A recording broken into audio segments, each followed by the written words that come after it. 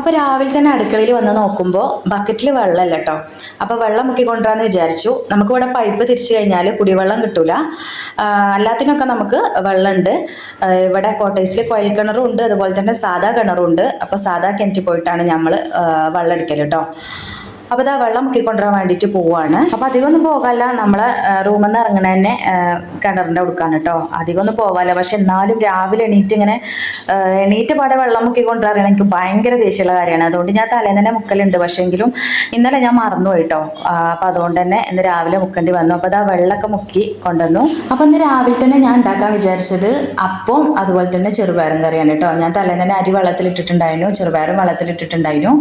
അപ്പോൾ അരി നല്ലോണം കഴുകിയെടുക്കണം, എന്നിട്ട് അരച്ചെടുക്കണം. നമ്മളിവിടെ അപ്പം എന്നാണ് പറയുക, പല സ്ഥലത്തും പല പേരല്ലേ.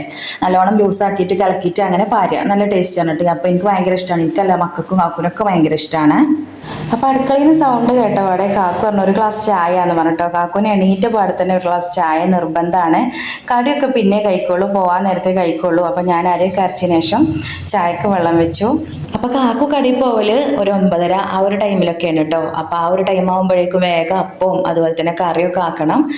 അപ്പോൾ ഞാൻ വേഗം എന്ത് ചെയ്തു, ചായ മറ്റേ അടുപ്പത്തേക്ക് വെച്ചിട്ട് അപ്പം ചുടാൻ വേണ്ടിയിട്ട് ഞാൻ ചട്ടി ഒരു അടുപ്പത്തേക്ക് മാറ്റി വെച്ചു കേട്ടോ. അപ്പോൾ ഒരപ്പം ചുട്ടപ്പോഴേക്കും ചായ തിളച്ചിട്ടോ. ഞാൻ അതിലേക്ക് പൊടിയും മധുരമൊക്കെ ഇട്ടു, കാക്കുവിന് കൊണ്ടേ കൊടുത്തു.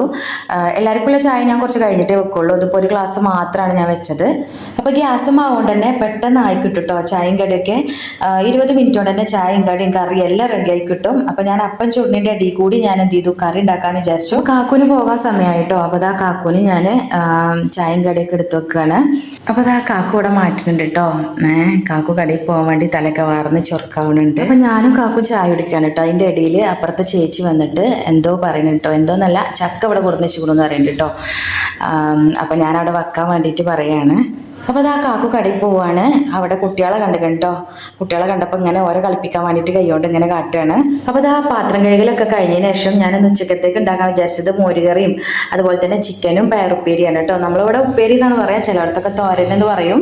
അപ്പോൾ അതാ അതിൻ്റെ ഒരു പണിയും കാര്യങ്ങളെല്ലാം ഉച്ചക്കത്തേക്കുള്ള ഫുഡും കാര്യങ്ങളൊക്കെ റെഡി ആയിട്ടുണ്ട്.